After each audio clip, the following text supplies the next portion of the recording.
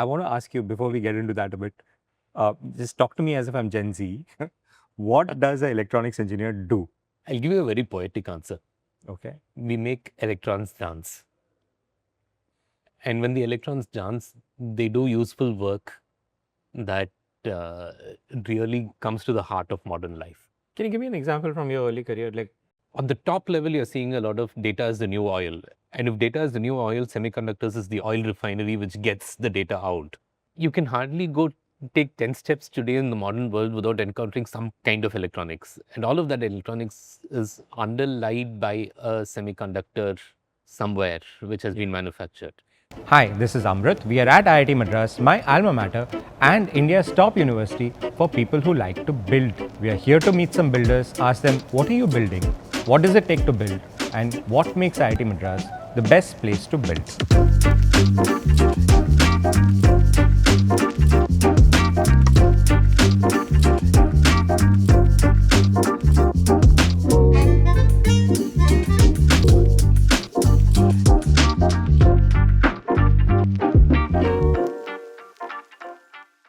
Hello and welcome to the Best Place to Build podcast. Today we are sitting with Shashwath. He's the CEO and co-founder of Mindgrove Technologies. It's a semiconductor startup doing really well.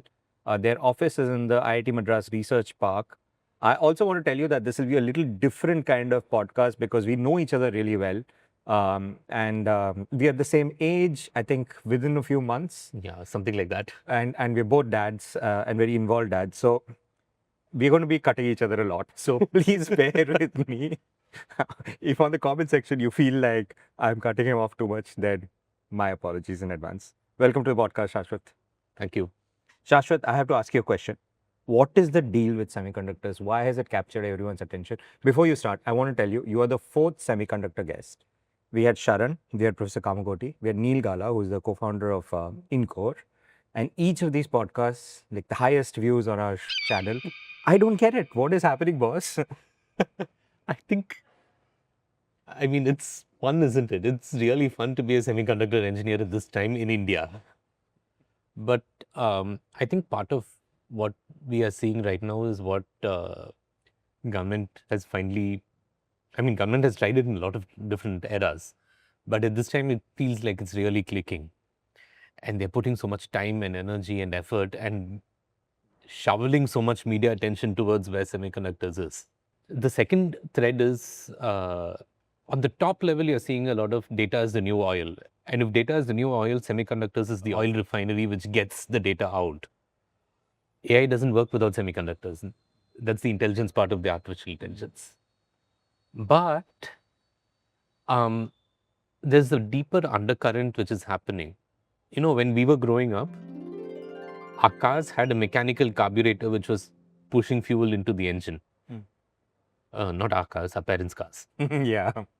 I don't think I've ever driven that. But as it goes, right now, pretty much every vehicle started with multi-point fuel injection using a microprocessor. But now the entire powertrain, automatic brakes, automatic windshield wipers, Yeah. automatic Wait, lights. So it's like the carburetor has become a smart carburetor. Yeah. The windshield wiper has become a Smart windshield wiper. Yeah.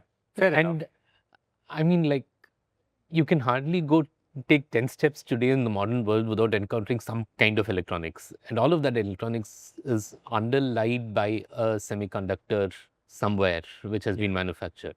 So this could be a sensor Yeah. or a microchip or a, sorry, can you just tell me what all could it be? It could be a sensor.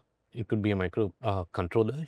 It could be a device that takes analog signals and makes it digital. It could be a device which takes, let's say it's a transmitter or a receiver or a transceiver, which is both at the same time.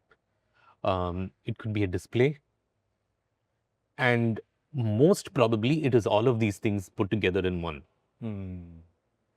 Very interesting. So you're saying semiconductors is hot because the government is pushing it, the government attention is in it, so everybody's attention is on it. You're also saying that devices around us have become like digital, they have evolved, they cannot work without semiconductors today. Yeah.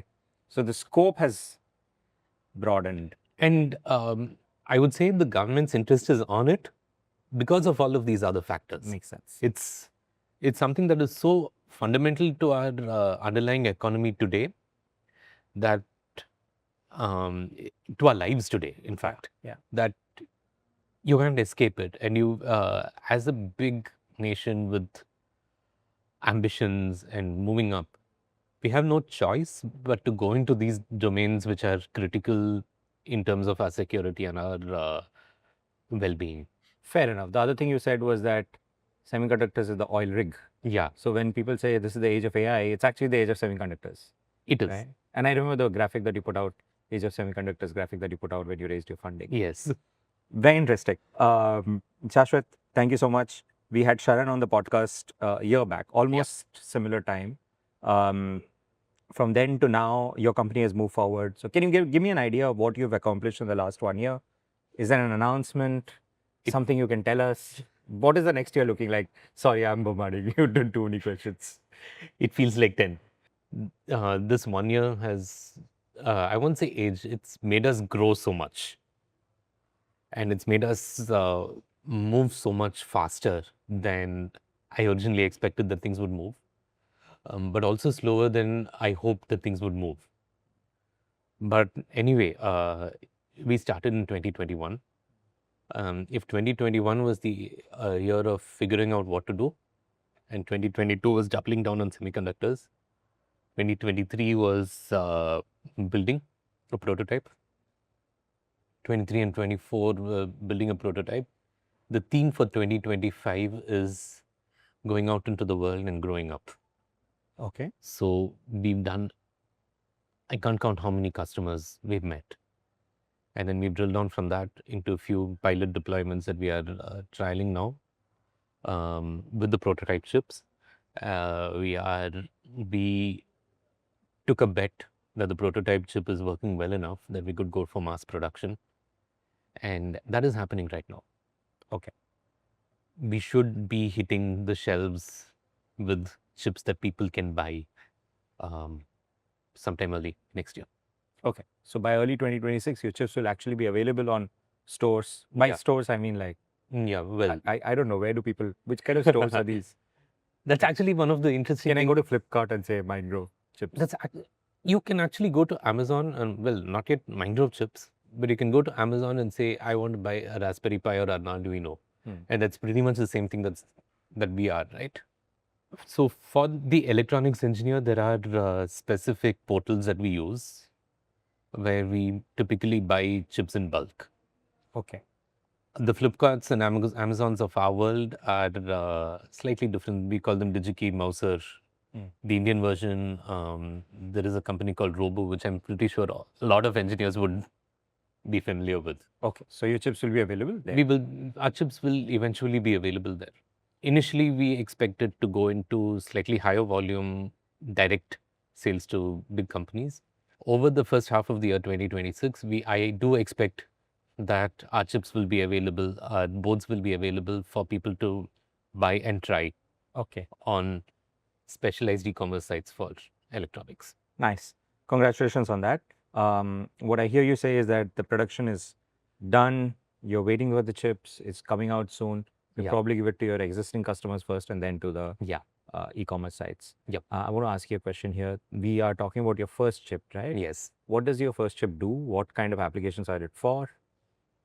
So Secure IoT is a microcontroller. At its heart is a Shakti core, which was built at Rice Lab, CS department under Professor Kamkoti. And one of the reasons Mindgrove exists and Mindgrove is what it is today is that whole ecosystem that evolved around the Rice Lab. But it's also a high performance microcontroller, which means that it,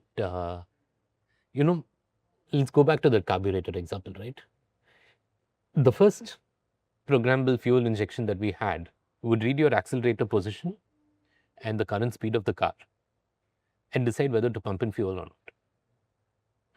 not. Now you're taking in all kinds of other environmental factors. And there is more data coming into that thing and more data going out. So it's reading the brake, it's reading the God knows what else. And that means that the performance requirement on that thing, which used to be, hey, great, we have a 1 megahertz chip. Now it makes a lot more sense to push it up the performance chain. And right now, secure IoT is more powerful than every computer that I have used in my first 20 years of life. That's damn cool. Can I just ask you for, like, from a very simplistic point of view, the megahertz is the clock speed, right? Yeah. So it's the speed at which it's doing computation. Yeah. So is it fair to say that a 1 gigahertz chip is faster than a 500 megahertz chip and so on? It is, right? To a very large extent, yes. You go in very deep technically, yes, you can have a 500 megahertz chip which performs more computation than a 1 gigahertz chip because it has more hardware. Okay. The megahertz is a proxy. Okay. It's not always the best proxy. Understood. But if I want more sensors, more data, faster movement, then I need a faster chip. Yeah. Okay. So that's what high performance means. In this case, yes. Okay. So you said high performance microcontroller secure IoT, right? What are the applications? It could control that carburetor, except that it's not automotive qualified. That takes a while. But it was actually designed to be a secure microcontroller also. That partly comes out of Rice Labs' focus on security in the early days. And it comes with something very unique, which not totally unique, but an emerging thing in the microcontroller field, where you have security algorithms which are baked into the hardware. All your encryption, decryption, signing kind of algorithms. And that has become more and more necessary because that carburetor is now connected to the internet. And the last thing you want is a DDoS attack on your carburetor as you're driving down the highway at 100 miles an hour. But really think about the biometrics that let you in and out of places. Think of Aadhaar. You think of something like point of sale devices. Nobody carries money anymore. Yeah. And that chain, the sound box. Yeah. And the chain of custody as you move money around is very important. A whole lot of other things over there where you need security. Okay. So a lot of these secure applications, door locks have become secure. You put your finger to it, it reads your fingerprint and then lets you into your house. You don't want that to be hackable to you. So a lot of these things, you want all of the security in there. You want it to be fast because nobody wants to spend 10 minutes waiting outside their house while the thing dials up to the internet, goes and brings data back. Yeah. So I have this television from 20 years back, not 20, maybe 15 years back, which has a remote where you have to press something and literally wait for the TV to respond. It's hilarious. It's from a different era. And everything else has moved. Yeah. It responds so much faster now, right? So a huge challenge for hardware engineers has been, how do you keep that performance? I don't know if you remember the first computers we worked on. You switched them on, that was it. You got a DOS prompt, but you got to doing your work immediately. We had this era in the middle where we had like 10 minutes where we would switch it on, go for a coffee and come back. Yeah. A huge challenge for engineers has been to get back to that instant feedback. And your mobile phone today, you pick it up, you look at it and it's ready to work. Yeah. That has been a huge achievement of the hardware world and of the electronics world. Fair enough. You're saying that for that to happen, all the processing has to happen instantly at the space, at that place, all the sensors, actuators, everything has to work immediately. Yes. I understood. Okay. So got it. Understood what. So last year, this 2025, you got your chip to production. Give me an explanation of what the chip is meant for. Shashwath, interesting year for you, but also interesting year for the entire globe and India for semiconductors. Can you give us a wrap of what is the most important thing in your point of view? So there's been a vote of confidence from traditional Indian business in semiconductors. So we have Netra Semi raising 10 million with Zoho participating, Zoho leading. In fact, Agrani Labs raised a seed round of 8 million and they make GPUs. Yeah. So that is a very ambitious thing for somebody to build from India, or so people think. And apart from that, you're seeing a lot of the manufacturing capacity starting to come online. All the uh, we can spend some time on the supply chain later, but basically the easiest manufacturing thing to bring online in semiconductors is what we call assembly. Okay. And when you take a chip and you see a chip, the plastic piece that you're holding is actually a package. Okay. The actual silicon semiconductor or the germanium semiconductor is a small piece inside. Taking that semiconductor and putting it in the plastic package with all the metal leads is a technically complex piece of engineering. It's a huge value add. And we are seeing multiple companies which started doing their manufacturing for these in India. The first was Micron, I think it was announced in 22. And right now, Tata's OSAT is coming online in Assam. CG Power's OSAT is coming. OSAT is, by the way, Outsource Assembly and Testing. Hmm. So CG Power's OSAT is coming online. Keynes is coming online. And that's the first commercial semiconductor manufacturing that we're seeing coming online in India. That's That's really exciting. You are a DLI awardee, the design linked incentive scheme that the government has announced. And of course, some of the manufacturing setups you mentioned are PLI awardees, production linked incentive scheme. So Yeah. the government has done a lot, and we're just lucky to be in a place where We're just lucky to be in a place we're lucky to be in a country which has the wherewithal to do this and the talent and the need at the same time. I want to ask you one question here that I've written down, that you are not making the most advanced chip. You're not making AI chips. You're Yeah. not making GPUs. And you have said that you're making chips for the middle. So what does that mean? I also want to ask you, is there innovation to do in these kind of chips? Isn't it a solved problem? Like It's one of you my mentioned biometrics, right? Yeah. Biometrics already exist. So yes, biometrics exist. So I'll give you a very small thing over here, right? Biometrics exist, but you need better biometrics. You need more secure biometrics, and you need to solve for that. Sometimes that involves inventing entirely new techniques. The middle is a strategy that we chose, because if you go really down into the market, it's very hard to make something and actually make money doing it. And as a company, one of the main important things that you need to do is to make money in order to survive.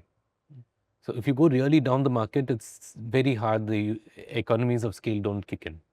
But if you go really high, now the least of your problems is technology. You have to go up against the industry majors. And that's a really hard proposition to take on. But on the other hand, in the middle, there's a lot of problems to solve. There's a lot of stuff that people actually want to do. And, just imagine, one of the large corporates. There are thousands of people entering every day and thousands of people leaving. And everybody wants biometric access, but they don't want to sit and sign in. No, you had fingerprints, you had ID cards, but that's too slow for the modern world. And you need something faster. yeah, you may want face recognition now. Yeah. Enter a high performance microcontroller, which is typically a middle end chip. It used to be super high end Many years ago. 10 years ago, even. But it's middle of the road now. I get what you're saying. What you're saying is that yes, we've had solutions before, but as the world is moving forward, the problem becomes more nuanced. Those solutions don't fit the modern version of the problem. Yeah. Problems are themselves changing. The problems are changing. The way we can solve the problems are changing. I didn't have a 28 nanometer process 10 years ago, which I could use to make a chip like Secure IoT. It would not have been possible to build this kind of biometrics today, that we can today, 10 years ago. Interesting. I get from a business point of view that you're saying that these problems exist. You need better solutions. So there's an existing business to be had, and that's the goal of a business, is to make money first and survive and grow. But when you go to an investor and you say, I'm making for the middle, I'm not making for the cutting edge, how do you convince people to invest in you? Like, won't they just prefer to invest in a company which is working on the edge? So you have to find the right investor. You have, or rather, very specifically, you have to find an investor who is on your wavelength. We're very lucky that there are investors on our wavelength whom we can talk to and who understood the idea of the mass market and the volume that we can build by building for the middle. And a lot of the strategy that we have is also done in collaboration, in conversation with our investors. Okay. So how do we position ourselves? How do we position our products? And we've been very lucky in our investors. Starting with IIT Madras, actually. Yeah, IIT Madras was your first investor. Yes. And then I see that you have the cream, you have Speciale Invest on your board, you have Rocket Ship VC, Yes. which is a global investor, and you have Peak 15. It's amazing. Thank you. Thank you for that sort of perspective. I'm wondering, we use the word great middle very loosely, Yeah. but what are the applications we are talking of? You spoke of biometrics and you said maybe some automotive use case, but what else? And What and else? not just your first chip, but Yeah. over your next few chips, what is the strategy? So the next chip that we are building is a camera chip. And we saw one of the news roundup of the year is that we saw a lot of use cases coming up from the Indian industry, the most important of which is CCTVs. And that blew up sometime in the middle of the year.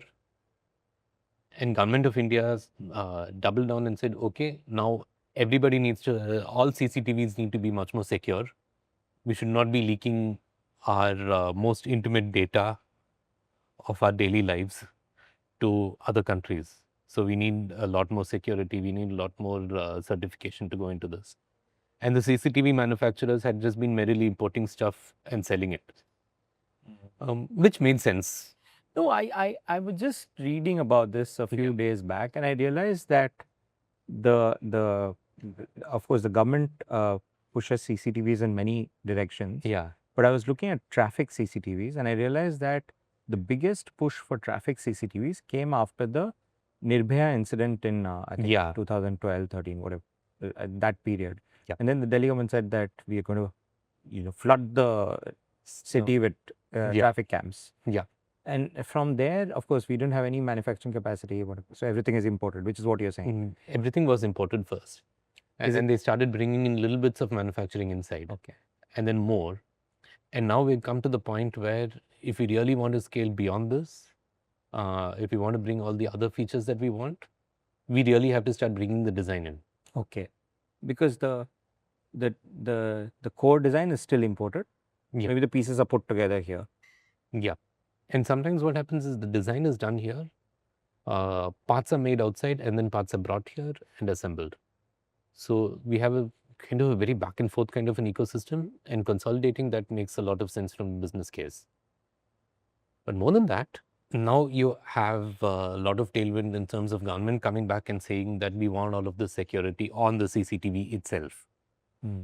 And it's a ton terabytes of data being transmitted up and down these CCTV links. Do we really want to be doing that? And then there is this one poor guy sitting in a control center somewhere whose job is to stare at the CCTV for 8 hours a day and hopefully catch something. That's not what we want. We want to bring some kind of intelligence into that system. I have always thought about that. I've always wondered why can't, in a control room, and you see in movies, somebody sitting and watching these 8 CCTV cameras or whatever, 15 CCTV cameras. Why can't the CCTV camera do the image processing and just, have alerts? Yeah. And that's literally what we are building towards. It already exists. Okay. But very often what happens now is it comes to a central server and the server does that stuff. A little bit more intelligence at the edge. So you don't even have to transmit the data if it's not an alert. That makes a difference. Correct. Now I get it. It was a solved problem. Then the problem moved. Yes. And now you have to solve it again. Yes. Got it. Okay. So I get a sense, biometrics, CCTV, I think you spoke about meters. Yeah. Stuff like that. So a lot of the middle grade thing, and maybe you mentioned automotive in the middle. I mentioned automotive. We've taken to saying that we make no secret of the fact that Mindgrove wants to go after the automotive world. In each of these segments, actually, global giants exist, right? Do we have a chance to actually build a global giant microprocessor company from India? Yes, we do. Because I think it's a lot to do with meeting the needs of the industry. Intel didn't start off as a giant, did it? Intel was a startup. Intel was a startup at some point. Yeah. I mean, Apple was a startup. Apple was a startup. And Intel, even as a giant, even at the peak of Intel's power, right, in the mid 2000s, they were not able to make the mobile phone world work. And you had companies like Qualcomm and MediaTek coming in and building the processors that, and of course, Apple decided that they were not going to rely on anybody else and build their own processors. So you have a lot of churn in the processor industry. The big competition to Intel in the early days was Motorola. Motorola doesn't exist anymore in the processor world. So the story of semiconductors is a lot of churn. Startups coming in, becoming big, getting acquired, or acquiring other companies, churning. So that is typically what happens in the semiconductor industry. But all the names you mentioned are not Indian. So that's still All the names I mentioned are not Indian. Yeah. Only now we have Indian companies trying to become giants in this field. Understood. Shashwath, just dialing back a bit, you by training and by your career experience, you're not a semiconductor person. You're an electronics engineer. Yeah. So I want to ask you, before we get into that a bit, just talk to me as if I'm Gen Z. What does an electronics engineer do? I'll give you a very poetic answer. Okay. We make electrons dance. And when the electrons dance, they do useful work that really comes to the heart of modern life. Can you give me an example from your early career? Like first 2-3 years of your career, what would you have worked on? So I did a lot of ultrasound in my early career. Ultrasound machines? Ultrasound machines. I did a lot of the algorithmic side of the ultrasound, signal processing. And at one point, I got involved in the actual work of building ultrasound devices. Okay. And if you think about it, right, you take this device, it's a probe, which is connected to this other big device, which is the machine. And you keep it, let's say, on somebody's abdomen, and you're trying to take an image. What is actually happening over here is that the way this works, there is a tiny little piezoelectric crystal at the, or an array of these piezoelectric crystals at the edge of that probe, at the front face of that probe. And you need to make it vibrate, which sends vibrations down into whatever you're observing. And those vibrations reflect on something and come back. That's how ultrasounds work. That's how ultrasounds work, right? The challenge here is that you will have to put in hundreds of volts to make that thing move. And that goes into the, let's say, a person. I did a lot of stuff on mechanical devices, but then the principle is the same. And then what you get back after all the waves die down inside the medium, and then they get reflected and come back, you get millivolts. So it's a very weak signal. It's a very weak signal that you get back. So a very strong signal going in and a very weak signal coming back. Now you have to design a system which can produce that kind of power, shove it into this thing, very precise timing intervals, send it into the medium, bring it back, and then measure millivolts out of the same device. And you have to protect the operator and the patient from all of that high power. You have to still measure that low signal, that weak signal, and then you have to create an image out of it. Understood. So it's not enough to say I'm just using vibration of electromagnetic waves, but just taking that physical. In this case, acoustic waves, but yeah. I'm sorry. Acoustic waves. Acoustic waves. But what the right way of saying it is that to make this actually happen, there's a lot of electronics that has to be built. Yes. And at a early career, you would be thinking of how to get the mechanics of it. Yeah. Electronics of it. Sure, the mechanics of it actually works because You're thinking of the mechanics of how signal flows and how power flows. And you're choosing components, you're choosing connectors. Because every connector you choose, for example, could change the characteristics of the signal. Every device you choose. And as you get further and further, you might find that there is one particular, let's say, chip, which is the most perfect thing for you to use for that particular use case, but then it's not available. Okay. That was kind of my story. Jumping back and forth a bit, that was part of the story as to why we decided to build Mindgrove. Because we were looking for a chip. If there was a perfect chip, it wasn't available. And if there was a chip that was available, it wasn't really suited for the purpose of what we wanted to build. So we just decided to throw it and build the chip ourselves. We know how to do it. Interesting. I want to ask you a question here. Electronics engineers start by doing the circuitry work Yeah. on processors. And as they grow, how does that role change?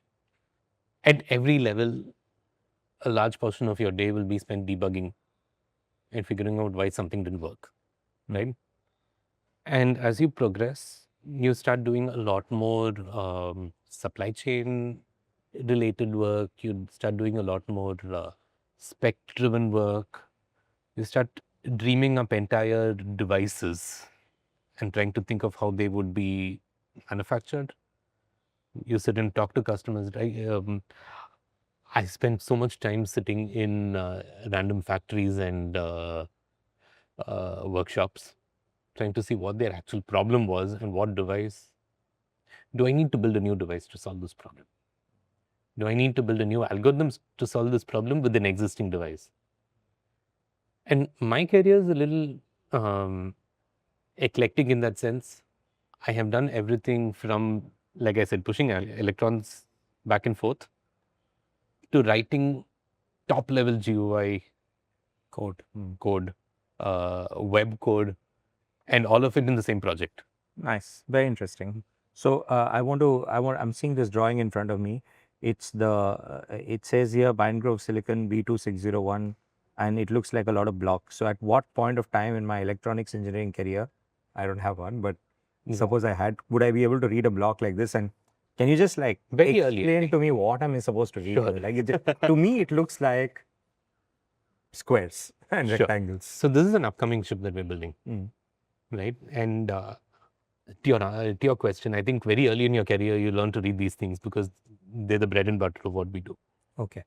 So it tells you what is on the chip.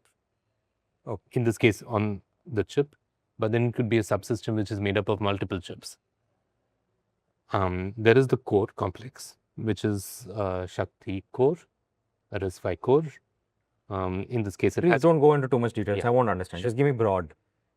In this case, it has 4 cores. And then there is a multimedia and communication subsystem which tells you how it interacts with cameras and displays. Okay. There is, you look at it, you see that there is memory, and what kind of memory do I need to provision to use this chip? Okay. What kind of other devices can it connect to? This is the first thing that we look at when we evaluate whether a chip is suited for a purpose. There's an electronics engineer would look at. Yeah. A circuit designer would look at. Yes. Okay. And then you look at having chosen this chip, what do I need to do to actually solve the problem? What other devices, what other chips do I need to buy and put on this board? This is one of the first things that we do.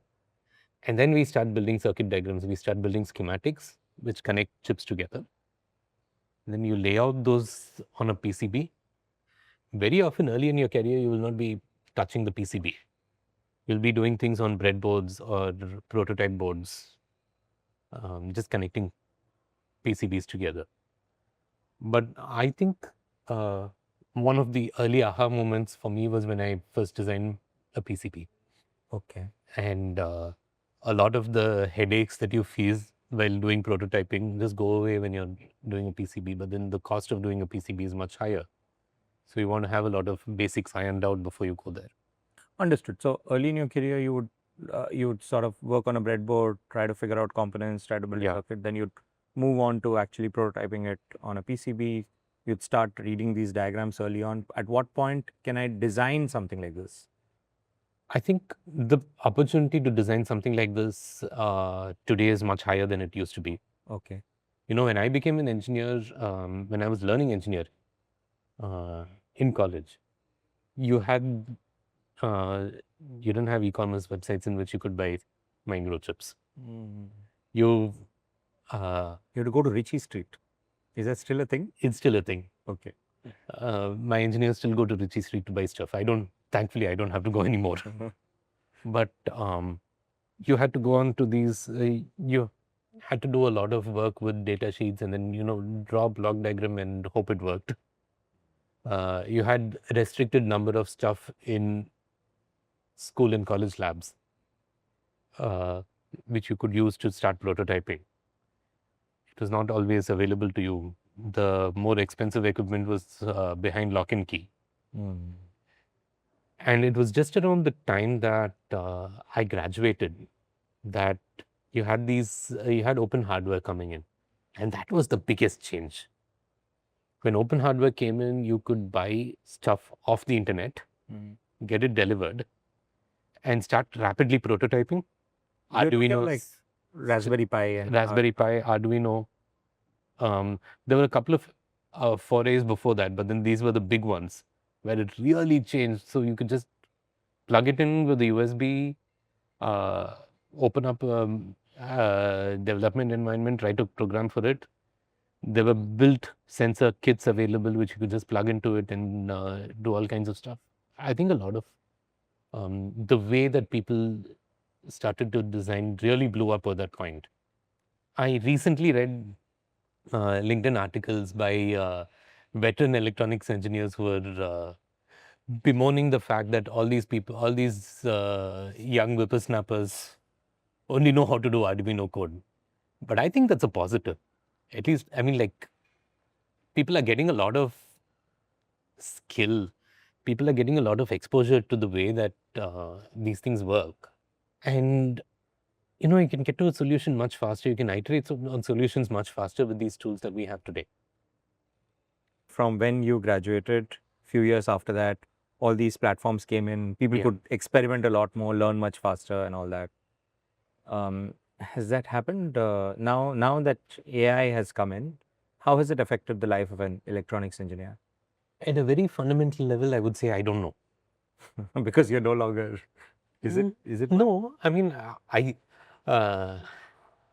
really enjoy doing stuff with my hands, so I still spend some time at least every month, if not every day anymore, doing stuff. As a lead, as somebody in the leadership position, typically what I do doesn't reach production. It shouldn't, because my stuff is a lot sloppier than it used to be. Right. But because now you're not the engineer on the project. You're the I'm the guy who's telling the engineer what to do. But then I need to know what to do to tell them. So I still spend some time playing with electronics, playing with software every now and then. Okay. But I don't know, because it's still a very, very fast changing field.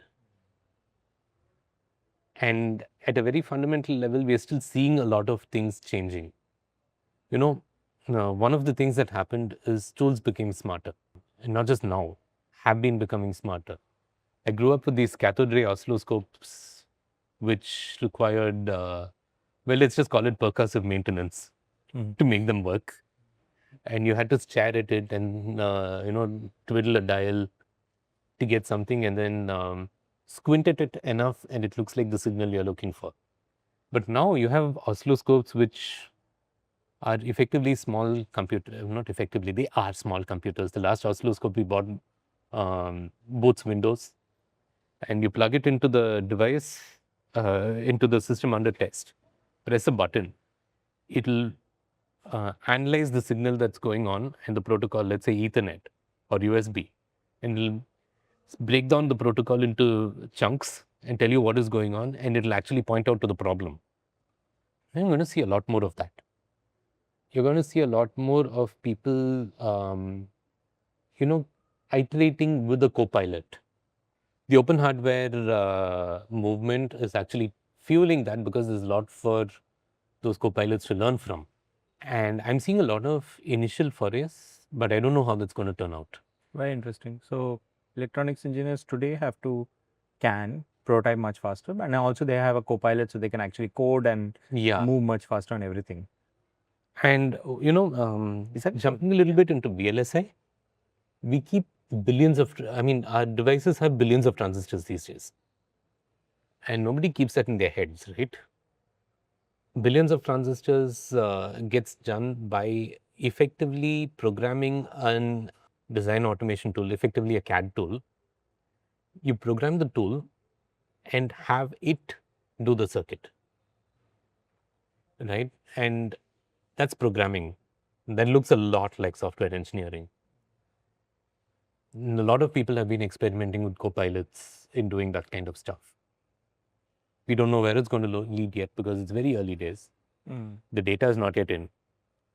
A lot of people are experimenting with it. Yeah, it's an exciting time to be a semiconductor engineer or electronics engineer. I mean, of course, the government is pushing it, the industry is rising, more money is coming in, Yep. more opportunities. I want to ask you, what are the skills? Supposing somebody now, even mid-career, not just early career, wants to enter semiconductor space broadly, what are the skills that are required? The soft skill that's required is a lot of curiosity, because it's a really vast field and you need to learn a reasonably substantial portion of it to be effective, especially mid-career like I did. Even early career, the faster you can learn more stuff, the more easily you can contribute. Okay. You need to learn a lot of the most fundamental skill that you need to learn is electronic devices, how a transistor works, what transistor to use for what, how do logic gates work. If you're going into digital, it's logic gates. If you're going into analog, it's just the transistor itself, resistors, capacitors. What we used to do on a breadboard level or a PCB level, it's just getting shrunk.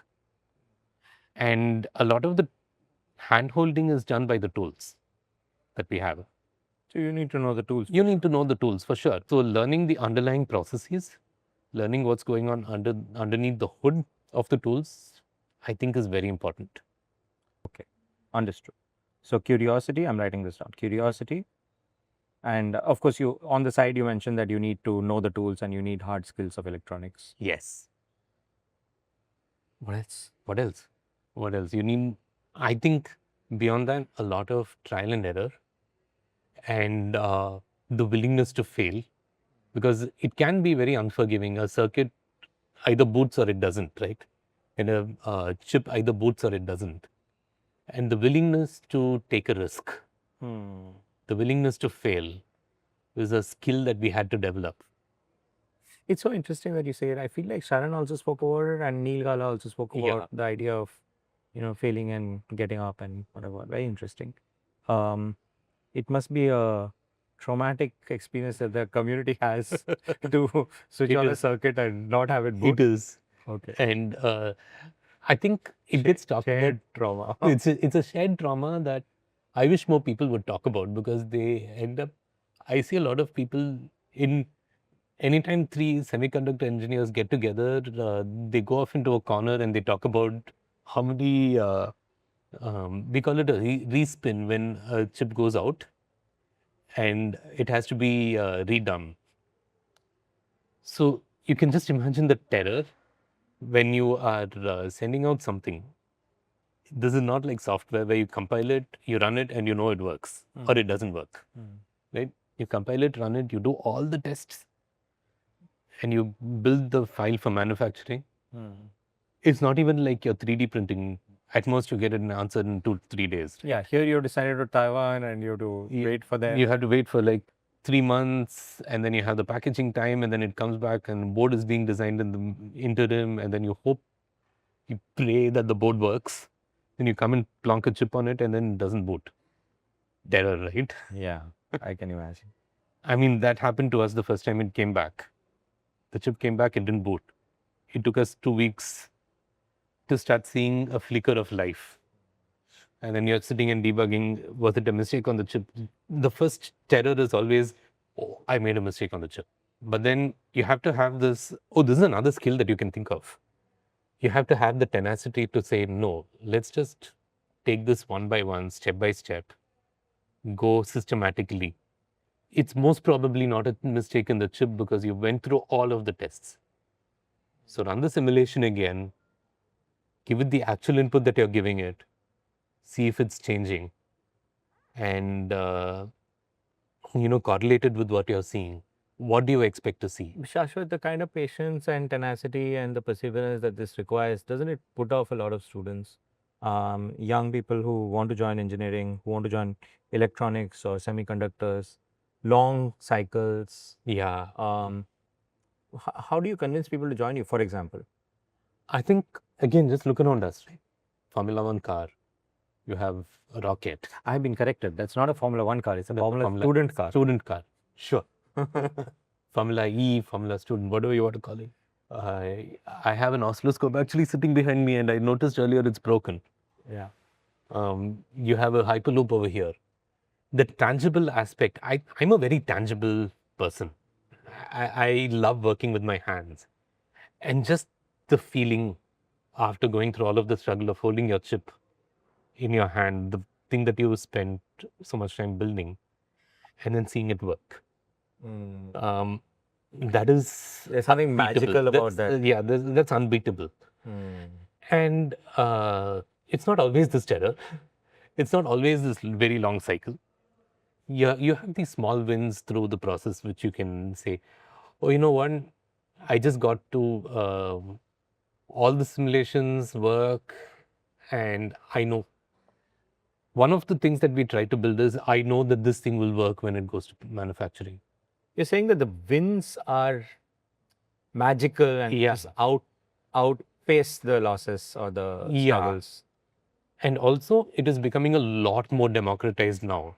There is this whole tiny tape out eFabless movement. eFabless was a company which went under, but then the founders rebranded and came up again, wherein they aggregate a lot of student design or early entrepreneurial design and take it to tape out, take it to foundry, build the chips and bring it back. You'll get 10 chips, you'll get 100 chips. It doesn't cost as much. It is within the ability of a student to do it. It's a really brilliant project. You're exercising everything that you learned. Very nice. Did you imagine when you were in college, did you imagine that the places where we live, Bangalore, Chennai, I think we're the same age, right? So 2003, 4, 5. Yeah. Did you imagine at that time that Indian semiconductor electronics industry would grow, would mushroom in the cities where we are working, you know, like TI, NI, NXP, I don't know if it is. Qualcomm for sure, Intel for sure has offices in South India. I think a visit to college that I did when I was in visit to Bangalore I did when I was in college. I remember seeing NVIDIA had an office in India. Very early, right? NVIDIA's only started in the 90s, and we're talking about in the early 2000s. So one of the earliest places that they came out was in India. I remember being very disappointed soon after that to see that the electronics industry in India had not taken off. We had seen, I think we went through college in a very hopeful time for the industry, and we thought that it would take off immediately, but it didn't. But why though? I think we took a detour through the whole service industry, fair enough. service, and then we came back. The services industry grew and pulled talent very fast. It pulled talent, and I think it was fair. Capital also. And I think it was fair because there was a business need, there was a market opportunity, there were people with real problems to be solved in that side. Yeah. And I won't blame anybody for taking that route. But what that meant was that we had a kind of lull for a while in Indian electronics, and it just had to pick up late 2010s. We just had to start learning a lot of the things that we already knew. Right, fair enough. The talent was always there, and we were obviously, Indian engineers were joining these companies. If they're here, then who was joining them, right? But you're saying that from an innovation perspective, we had to wait for a while. We had to wait. I think we didn't have to wait for a while. It just turned out that we waited for a while. Okay. Nice, damn interesting. I now live in Bangalore, Yeah. and I don't know where the NVIDIA office is, but I do feel like when I'm going around, I do see the buses and then and sometimes Yeah. the buildings of all these companies, Intel, Samsung. It's remarkable because I had never imagined that all these companies will be here where they are. Oh, and they were always there. That's the fun part, right? We didn't know that they were there, but they were there. Yeah. We are the same age, and we're both millennials. We both lived through the 90s, and I know from our conversations that we have somewhat similar interests. I'm very eager to know how you were as a child and what are your influences early on that led you down this path of electronics and now semiconductors and now running a startup. Oh, all of it really comes from the same places, right? The close friends and family that I had when I was growing up. My dad is not a techie, but he was very tech adjacent.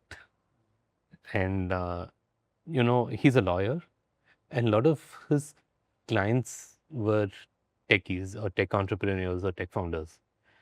And they would walk into his office and walk out saying, "This guy's more tech than I am."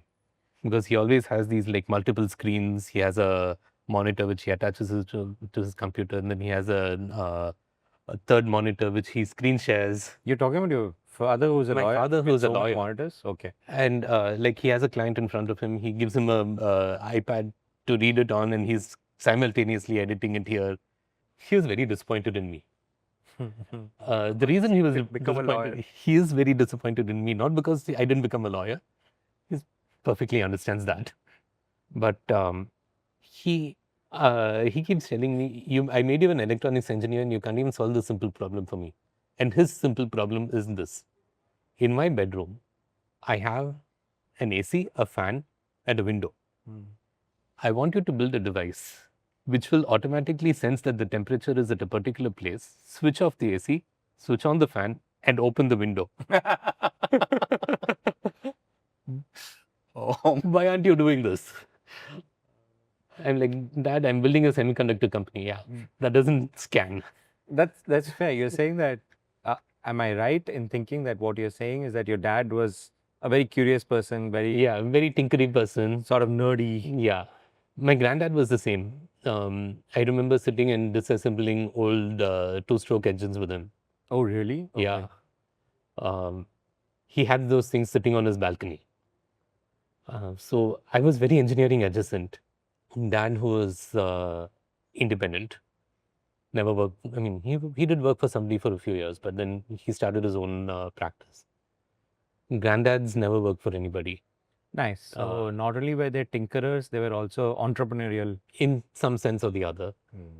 And I married into a family which is very entrepreneurial, which is my wife runs her own practice. She's an architect. Okay. And So is it everybody around me is like that. okay? Okay. So it's fair to say that when you quit your job and started up, nobody was disappointed, or in fact, they would have been really happy, right? Yeah, I mean, like, I think for 10 years before I quit my job to start Mindgrove, I knew that I was going to go quit my job and start something. Okay. And that something would be very engineering and tech adjacent. I didn't know what it was. In fact, I knew what it was only after starting Mindgrove. How did you quit your job and how did you decide to start? Well, like I said, I was always looking for problems to solve where I could start a company. And it just so happened, pandemic, Sharon and I are sitting at home chatting 3 times a day because we were bored. I had a nearly 1-year-old at that time. And, my day was spent between taking care of him, doing the little bit of work that was coming out of the company at that time, and thinking of what to do next. The other person we had a lot of conversations at that time was Professor Kamkoti and a couple of other people in the field. At one point, we just said, "To hell with it, we'll start." So early 21, we started. There was this little lull between one lockdown and another lockdown where I started. And then there was another lockdown. We weren't able to do much. It was around that time when Prof was in ICSR, and then we had a lot of visits to ICSR, and we were talking to him. And at that point, we weren't really doubling down on building semiconductors. Yeah, maybe we'll build chips at some point of time. We wanted to build boards, we wanted to build modules, we wanted to build things, devices. In a certain sense, Kama sir hoodwinked us into doing the chip because he said use Shakti. And we said, okay, fine. And then we had these prototype, what we called FPGAs, field programmable gate arrays. They're like Simulators, emulators. emulators. Okay. And we had Shakti on those. But then we got to a point where we needed more performance, which means you need your own chip. He said, sir, when can we get a Shakti chip? And Sharan says this very well. He's sitting and writing, and we're sitting and talking to him and, just across the table. Who was it? Kama sir. Kama sir. Okay. And he looks up from where he's writing and says, in Tamil, I'll translate. Ni pannu varum. You do it, it'll come. Then Sharan and I looked at each other and we were like, what's he saying? And longer conversations over a course of a couple of weeks, he was like, look, you're not the only people who are having this problem. There is so much demand. He got us talking to other people who have similar problems. Until then, I knew that there was a market, but it wasn't tangible. So, you know how people walk into IIT labs and say, I want to build X. And we met a lot of those people in the first few months. Pravartak was just starting up. We met a lot more people who were walking into Pravartak at that time. One of the best things we did was walk into Pravartak as they were just, they got their new office and we sat in table number 1. So we met a lot of people who were walking in, walking out. A lot of fun. But the other thing that Prof did for us is that he unlocked a lot of support from IITM, which we could access as an incubated company. Cheap tool access, access to foundry, access to funding, VCs and other things. A lot of conversations we had with VCs turned out. Wait, before you go to VCs, I just want to recap here. So you started your company because you had an itch, basically, right? And in your environment that you grew up in or you existed in, people did start things on their own. So it was not like a very risky thing. Is that fair to say? No, it was risky. I mean, it's always risky when you start something. For sure, but it was not socially risky. It was not socially risky. It's not like something where, like, you know, the meme of own job, why you didn't get own company, you didn't get a job. So, for example, when I quit my job and started my first company in 2009, my mom didn't talk to me for 3 months. It was not like that, right? It wasn't like that at all. So you had. I think I also kind of prepared the people around me. So they were like, okay, you're finally doing this. Yeah, okay. And then you were in Pravartak, you were in the IIT ecosystem, and you were listening to problems of other people and trying to figure out what to solve, right? Yeah. Okay. And then we settled down on a problem to solve, and we found convergence from everybody else. I'm going to ask you this question. You spoke very confidently about this entire IIT thing helping you, but you are not from IIT. You don't have a BTech from IIT. You don't have a PhD from IIT. You don't have an MTech from IIT. So you have a company incubated in IIT. Is that allowed? Apparently, what IIT wants is 3 things. They want their students to come out and actually make a difference in the world. They want their technology to come out and actually make a difference in the world. And they want collaborators who will funnel more students in to get trained and come out. So we are taking a technology that was developed at IIT and commercializing it. That's Shakti. We potentially hire students, or we work with them at least on an internship basis, and there is a lot of collaboration going on. And a lot of my employees are doing their masters at IIT. Right. So as long as these 3 things are met. So you're saying that there are a lot of deep linkages anyway. There are a lot of deep linkages anyway. So, but can I ask you a little bit here, from a fundraising point of view, from a startup point of view, in India, there's this feeling that if you're from IIT, doors open, and if you're not, then it's really painful. Did you feel that? I did feel it, especially early on. It's changing a lot. There are a lot of deep tech founders who are not IITians right now, but then there are lots who are. And I think the IIT brand name has definitely helped us in terms of both fundraising and in terms of access to customers, access to the market, because there is that buzz around the IITs. But I think that's changing, and it's a lot more accessible to a lot more people to do a lot more things today. Okay, so the two threads here, one is that the world itself is changing. Not everybody really cares whether you went to IIT or Yeah. not, but also IIT itself has changed and there are a lot of collaborators. A lot of collaborative work going on. I think IT has changed, especially IIT Madras has changed to look a lot more outwards. You know, there is this saying among a lot of alum whom I met that you don't see time passing inside the campus. And you know how it is, right? You walk in here, you literally don't see time passing. It's such an idyllic place. Yeah, it's a very idyllic place. But IITM in the last few years, I think in the last 10-ish years, has also started looking outwards to see what we can do in the world. And that has made a huge difference in the kind of the quality of engagement and in the way that IIT stuff is going out. I really admire Aether in this sense. When one of the first companies to come out of this deep tech innovation kind of a thing and actually make a splash in the market. Yeah, and a spectacular product. Spectacular product, one of the first mobility products to come out in a really long time. It's been great watching that. Yeah. Yeah, and we had we got a ringside access. Yeah. Got to hear how they're building that company. Yeah, and Sharon talks about watching Tarun. He didn't know it was Tarun and Aether at that time, driving a prototype scooter round and round campus in the early days before they launched. To me, I think there's a feedback loop going on between the industry and the academia. Research Park is a beautiful ecosystem for that.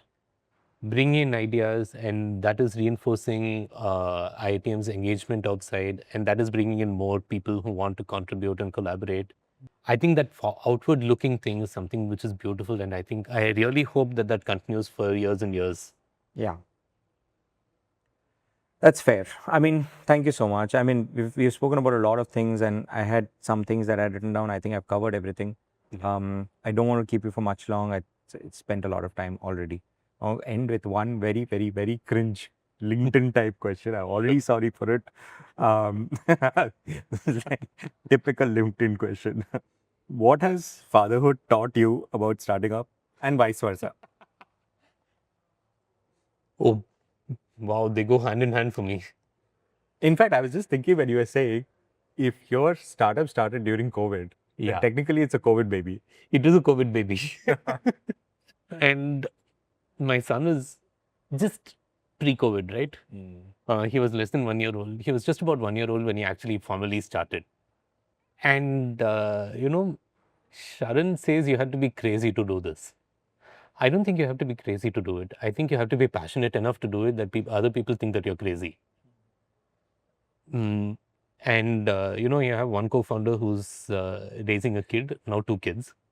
I have the second one. And you have another co-founder who's doing a PhD under Professor Kamakoti in the CS department, which is one of the hardest PhDs in India, I think.